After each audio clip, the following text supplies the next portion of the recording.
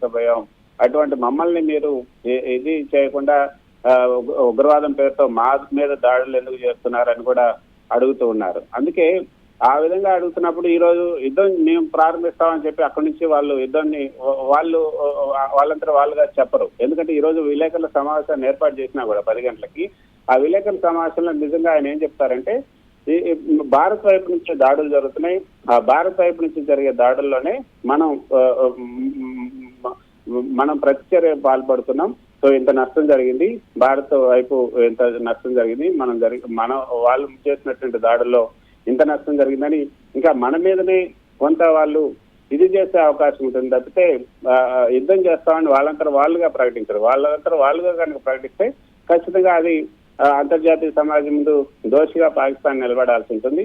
కాబట్టి ఆ యుద్ధం యొక్క ప్రకటన చేయకపోవచ్చు. కాకపోతే ప్రధాని ఇప్పుడు ఉన్నటువంటి పరిస్థితి ఏంటి, భారత్ పాకిస్తాన్ల మధ్య ఉన్నటువంటి ఉద్రిక్త పరిస్థితులు ఏంటి, వీటన్నిటిని కొంత ఎక్స్ప్లెయిన్ చేసే అవకాశం అయితే ఉంది.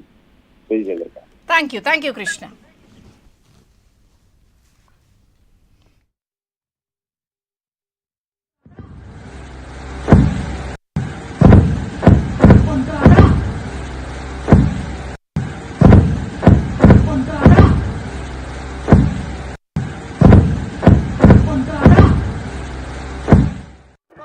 और अपने अपने घर पे चले जाए। सब लोग अपनी दुकानों की, अपने घरों की, अपनी गाड़ियों की लाइटें बंद कर दे और अपने अपने घर पे चले जाए।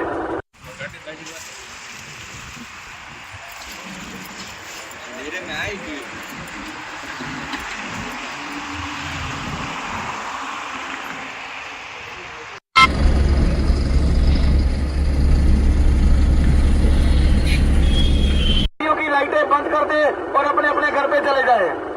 सब लोग अपनी दुकानों की, अपने घरों की, अपनी गाड़ियों की लाइटें बंद कर दे और अपने अपने घर पे चले जाए।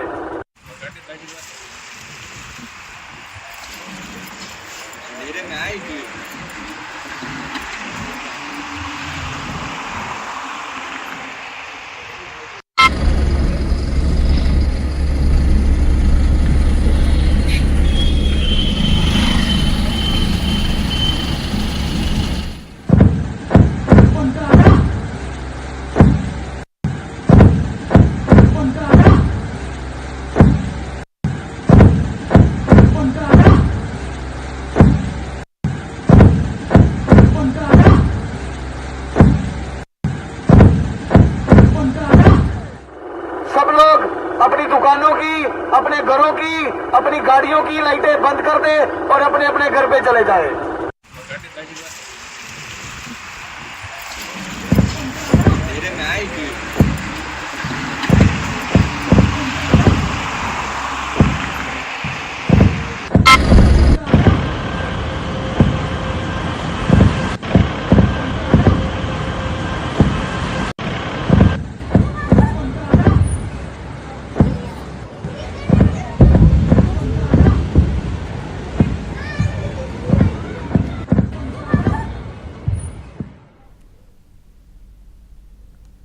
భారత్ పాక్ మధ్య పోరు మరింత ఉధృతమవుతోంది. కాల్పులతో సరిహద్దులు దద్దరిల్లిపోతున్నాయి. జమ్మూ టార్గెట్గా పాకిస్తాన్ మిసైల్ అటాక్ చేసింది. పాక్ మిసైల్స్ను భారత్కు చెందిన S-400 సమర్థవంతంగా తిప్పికొడుతోంది. మరోవైపు జమ్మూలోని ఎయిర్ స్ట్రిప్పై దాడి చేయడంతో జమ్మూ నగరాన్ని అధికారులు బ్లాకౌట్ చేశారు. ప్రజలంతా ఇంట్లోనే ఉండాలని హెచ్చరికలు కూడా జారీ చేశారు. జమ్మూలో 7 ప్రాంతాల్లో పేలుళ్ల శబ్దం వచ్చినట్లు స్థానికులు చెబుతున్నారు.